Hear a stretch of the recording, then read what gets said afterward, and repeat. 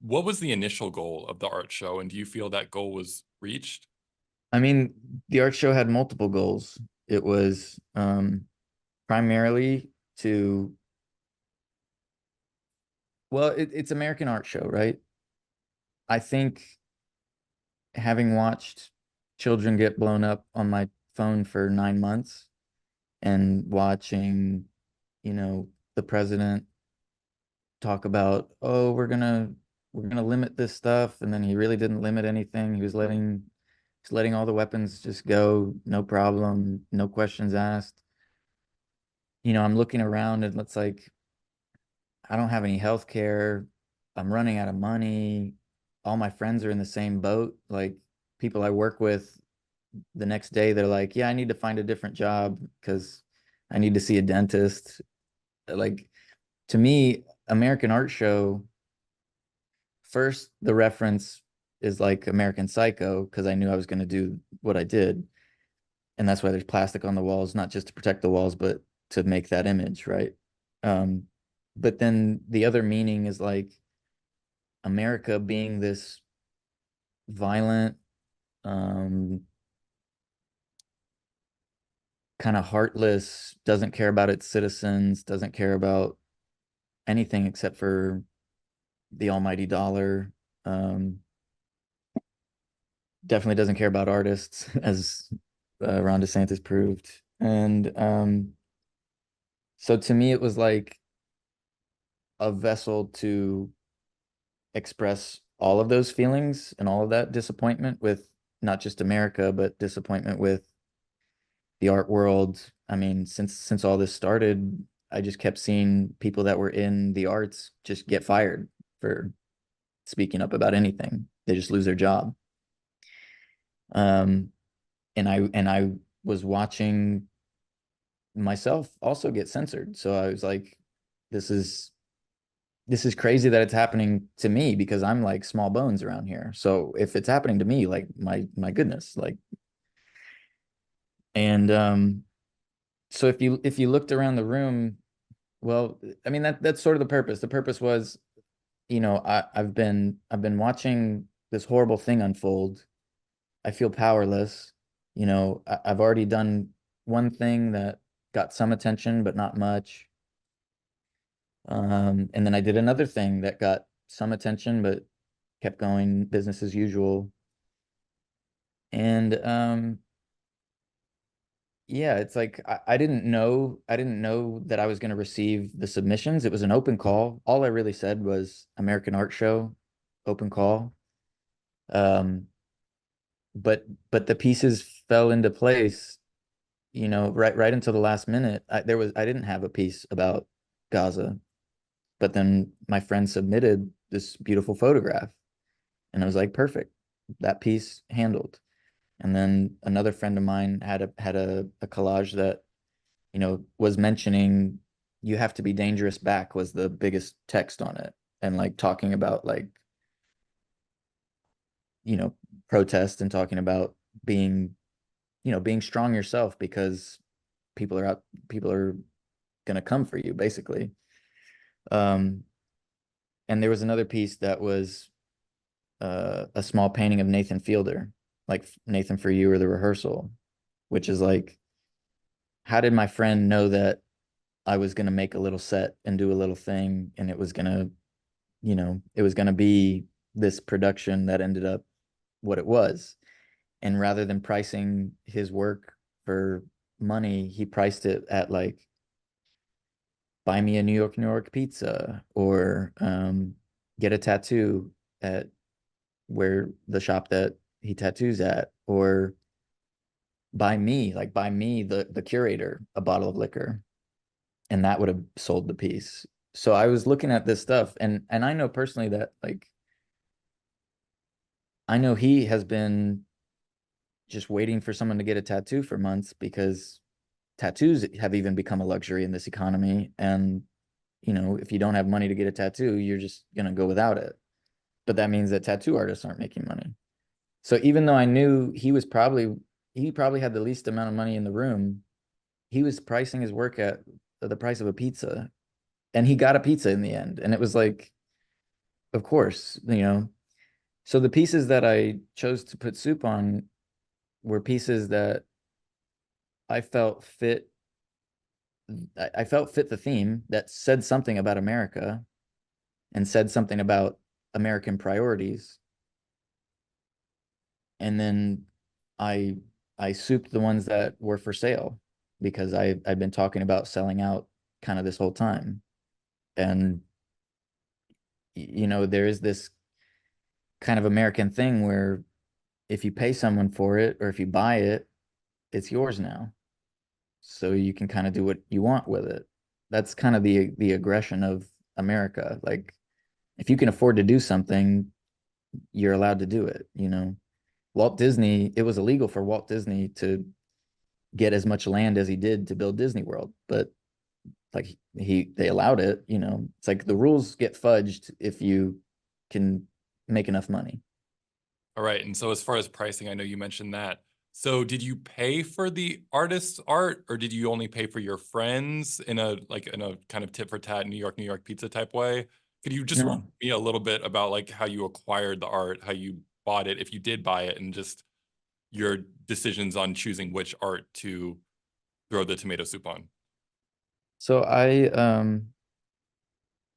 was when I was selecting, it was like my criteria was, can I afford it? Can I afford to build a show based on, artwork for sale? The works that weren't souped, the most of them weren't for sale. The only one for sale was for sale for pizza. That's why it was like, you know, to me, I read that and I was like, oh, you're selling it for friendship, not for money, basically. Because you give someone a pizza, it's like, now you're buddies. Um, and I didn't buy the pizza. Somebody else another artist bought the pizza and has, bought the piece. So, I'm sorry, what was the question? Just how did you acquire the pieces? Did you pay Oh, for right, right. them? Was there a promise that you'd sell them? I know What that I it did, was given at the end. Could you just tell me a yeah. little bit about the purchase? What I did was, but how every art gallery kind of functions is if somebody says, I want that, you put a little red dot, a little sticker on the tag to indicate that it's sold. And then eventually when you get the piece, the gallery receives the payment. Some people buy it that night, but it's always like someone coming up to me and being like, I want this. I sold three pieces of art total in the 2 years that I had the gallery. And each time that's happened, I want it, and I put the sticker, and then they pay me, and then later on they get the piece.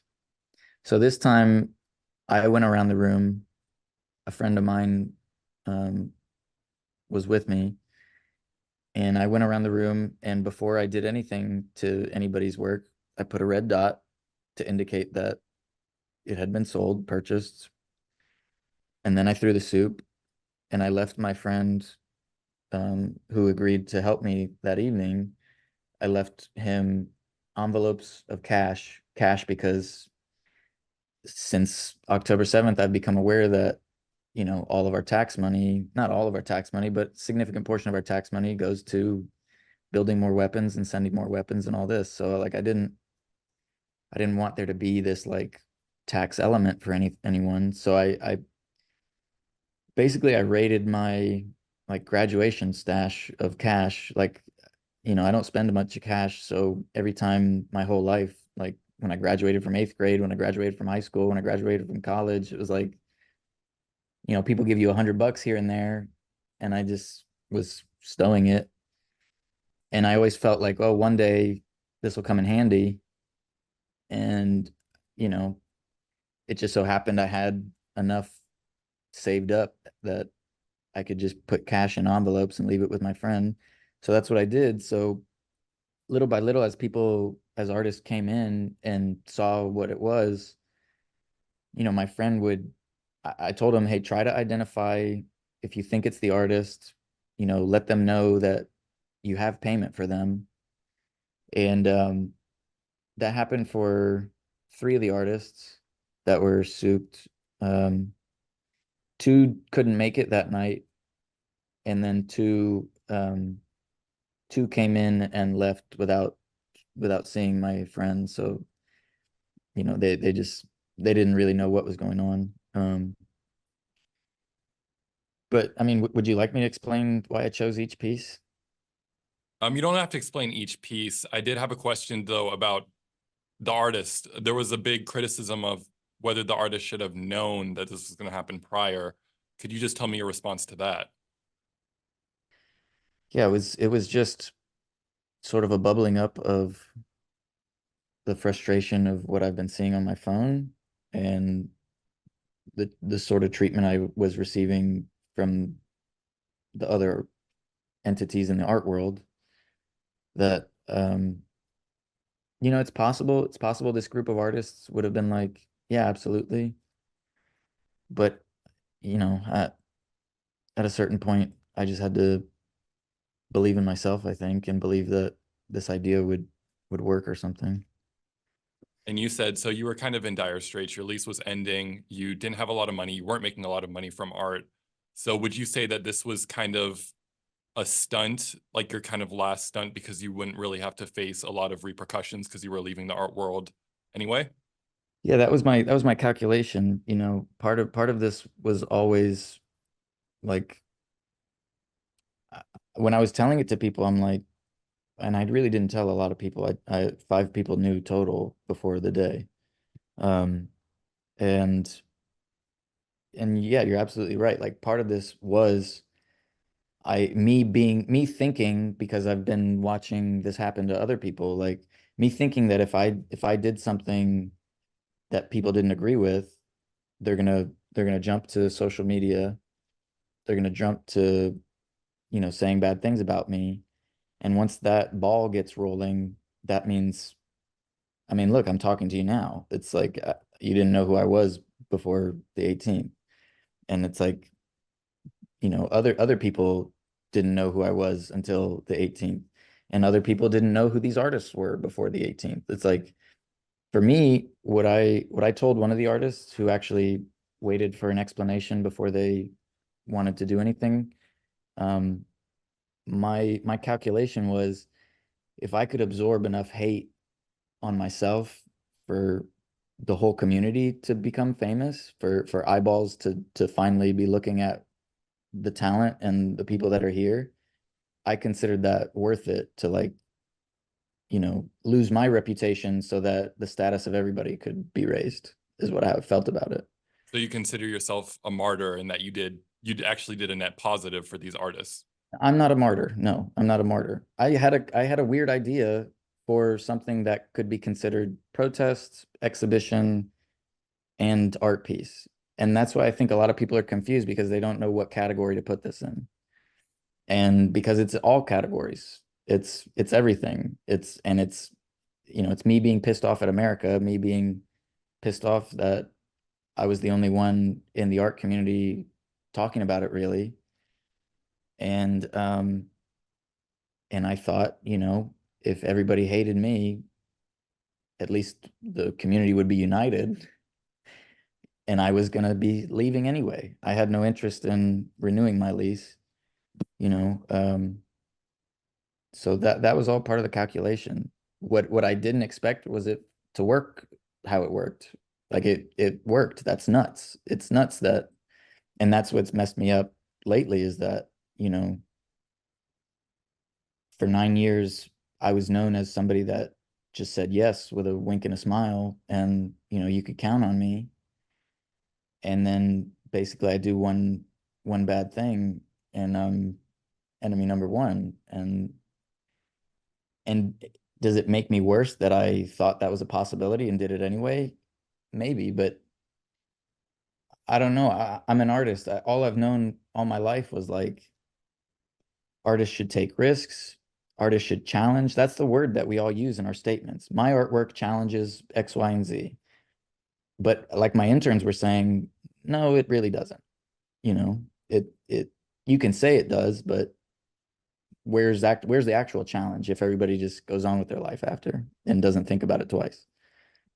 Um, So you mentioned that this was kind of a mission accomplished. So you also apologized on Instagram. So why apologize if it was mission accomplished?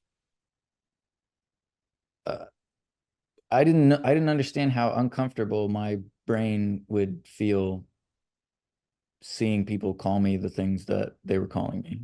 And I didn't know how quickly my brain would be like, please tamp this down, you know?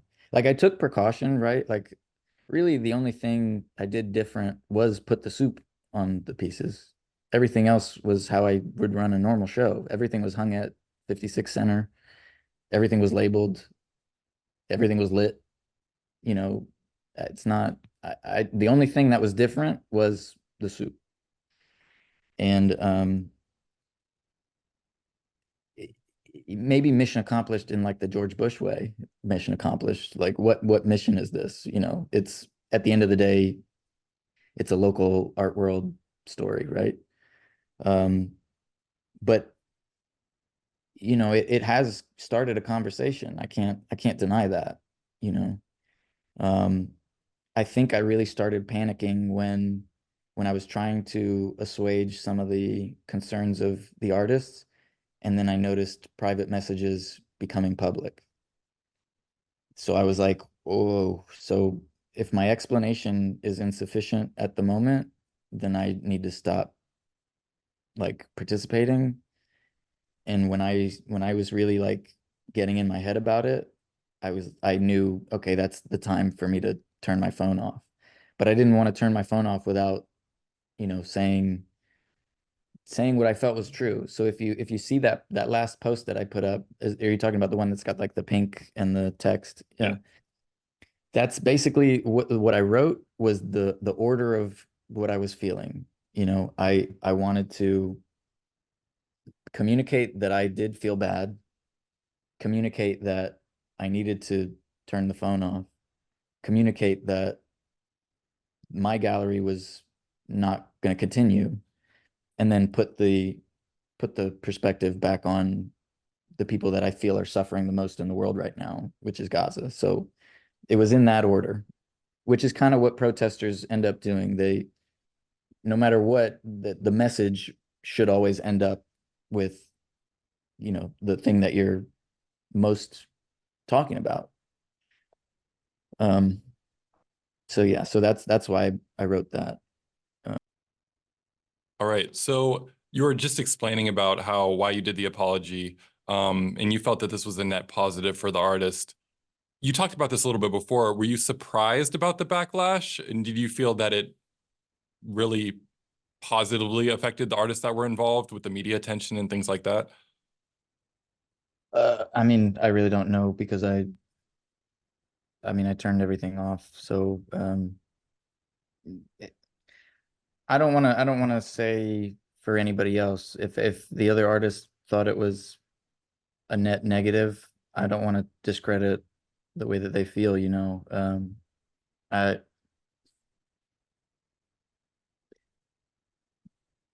I really don't know. It's just there's some comments that I've seen that say, you know, at the very least we're all talking, at the very least there's discourse, at the very least um you know, there's a conversation happening, but um who knows? I really don't know. I really don't know if um I really don't know if the other artists think it was a net negative. I know from my end, um, you know, from my end, it's News Channel 8 was asking me for something, Business Observer now, and now WMNF. It's just I can't help but notice that these emails weren't coming through when I was doing something normal. Um, and I don't know if that means it's a net positive because a lot of people have reacted negatively, and I too have, you know, I didn't know how this was going to affect me mentally, and it's been pretty bad. So You also mentioned something about this exhibit is that kind of you wanted to punch up against the establishment, against the fact that artists weren't making a lot of money. But I think a lot of artists would say that you punched down by attacking their work. What's your response to that? Um, I mean, I don't want to name anybody by name because I've already caused so much pain, but it's like, there's people I've known the entirety of me being part of the community. And to see some of those people that I thought knew me, I mean, people were telling me they understood and then and then were completely like bashing me. And that to me was like, oh, well, then you don't quite understand, you know. Oh, so there were people behind the scenes telling you that they were on board with this, and No, it. not on board with it. Just they said the main thing I heard from people that were like that are in more control of things than me. I'm one tenant in the building, but the building is run by another person and is owned by another person. And, you know, um, for me, I don't understand why I'm punching down because like, aren't we all adults? Aren't we all, don't we all receive the same contracts? Shouldn't we all be reading the same contracts? Shouldn't we have some understanding of where we're putting artwork before we put it there? I've had pieces, I leave my piece somewhere and it gets busted and I don't even get paid.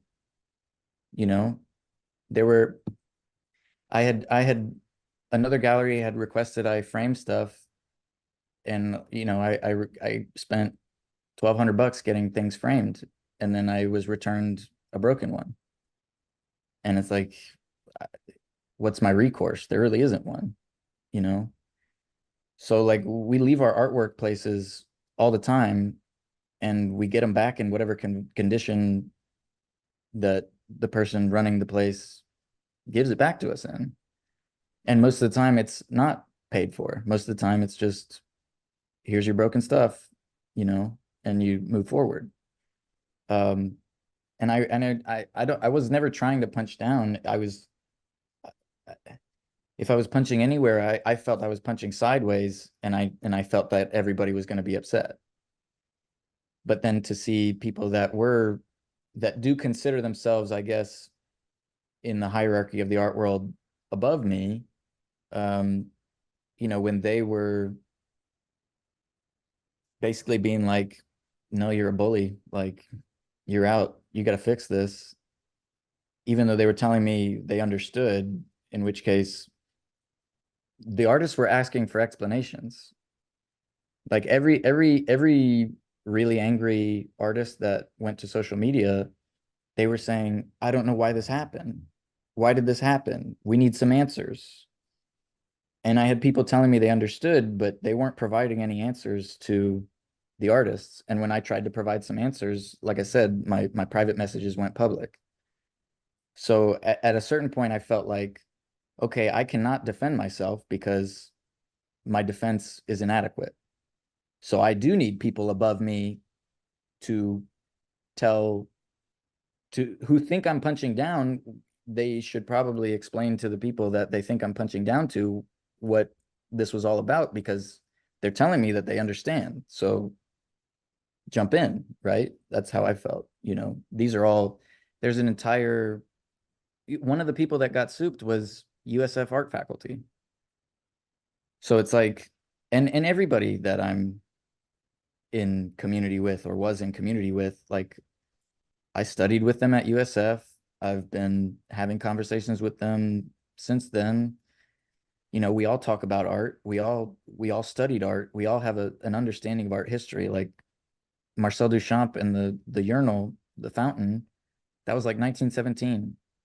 And we're still having this conversation about like what constitutes art. Can this be art? Can that be art? You know, these conversations they might not have answers, but there are ways to talk about them. And I feel like when it was obvious that the people that, had the answers were unwilling to provide any answers, that's the punch up to me, is that they revealed, oh, well, we're just gonna leave our friend to the angry mob, basically. Right. And if you're comfortable sharing, do you know who were those people and why I'm did not you do it? comfortable. I'm Okay. not. All right. So moving on, is there anything else that you feel that you want people to know about you that may be angry with you? Um, that's a good question. I don't really know. I don't, my experience has taught me that my answers are not sufficient in this conversation because probably of the pain I've caused and because I was deceptive. I don't, the trust in me, I understand, has diminished. So I really don't know what weight my word has for anybody at the moment. Um, that's kind of how I feel about it. All right. And is there anything else you'd like to add that you feel we haven't covered? Um,